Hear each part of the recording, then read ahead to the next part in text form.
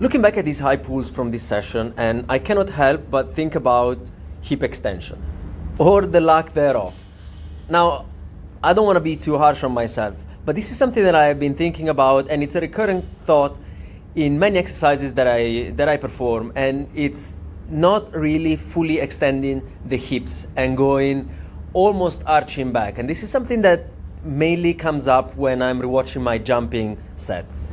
There is always that 1 degree left over that when I'm watching other people jumping and proper jumpers that can jump over a meter and dunk with 2 hands and have their full head on top of a volleyball net, all those people are in full hip extension. They have their knees bent, looking back, their head is up high, looking up, and their shoulders are fully extended.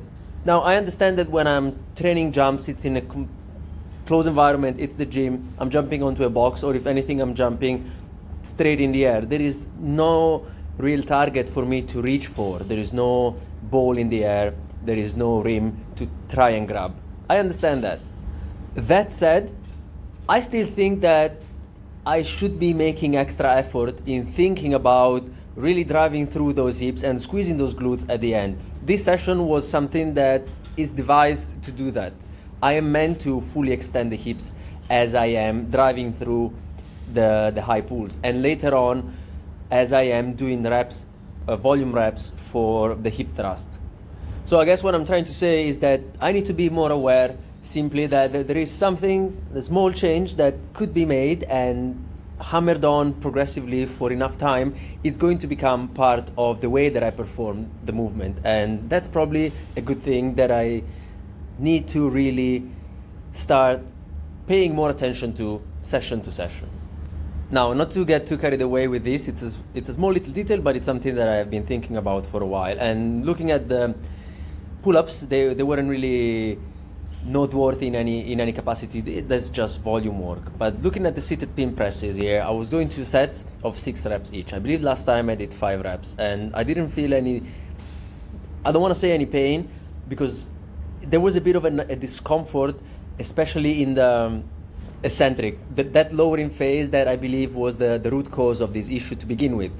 So if I manage to always do reps that only get very close to giving me an annoyance without actually triggering any pain, I don't want 3 out of 10, I don't want 2 out of 10, I don't want any pain, but I want to still feel like the muscle is working, but it's not tightening up as much as it used to, because it was feeling like pain was coming.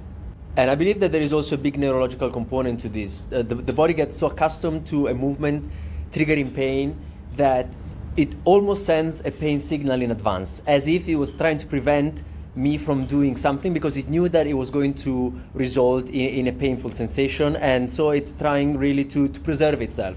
What I am trying to do now is reverse that motion, and hopefully I am on the right track for that. Circling back now to the hip extension thing that I was mentioning in the previous part of the video. Here I went up to 100 kilos and I did 3 sets of 10, and they didn't really feel all that challenging.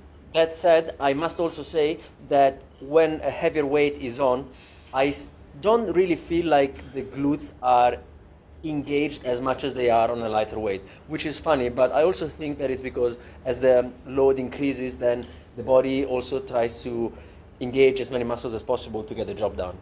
And the job was done indeed. Fun session, on to the next one. Ciao.